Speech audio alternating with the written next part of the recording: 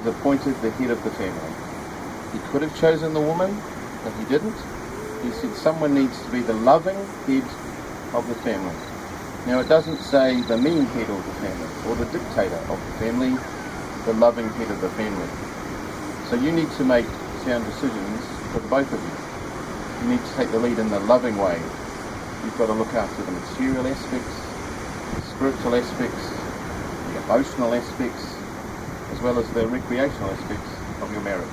But not as a dictator, but as a captain of a ship. You need your co-pilot.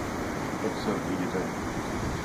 And there's a nice scripture Paul wrote to the Ephesians, a congregation way back in the 1st century, and he was giving them some example to follow the example of how Christ treated his wife, which was the congregation. Because Christ was never married, but his congregation was seen as his wife. And this is what it said in Ephesians: husbands, continue loving your wives, just as the Christ also loved the congregation and gave himself up for it.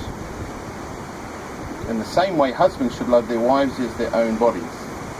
A man who loves his wife loves himself. For no man ever hated his own body, but he feeds it and cherishes it, just as the Christ does the congregation. Did you notice in that scripture, Blake, it says that Jesus was willing to give his life for the congregation, and he did, for his bride. He put others first instead of himself. He was mild-tempered. He was a source of refreshment. So to put that in your context, Blake, you've got to love Susie as if it was your own body. Now, you wouldn't beat yourself up physically, emotionally, spiritually, recreationally. You wouldn't be brutal to yourself, so why would you do it to Susie? Like Jesus, he was never angry, never violent. He was forgiving. He was in love with his wife.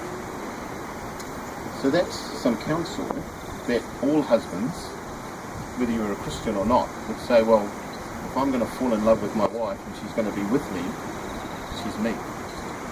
That's it. But there's some counsel from the Bible. Now, there's an interesting point. Very shortly, Susie is going to be part of you. Up until now, you've been two entities. You become one. It's a nice thought. All right, Blake, you can stand there and still look a bit nervous. Susie, it's your turn, because even though the scriptures there say that the head of the wife is the husband, you have a very important part or partnership in the wedding.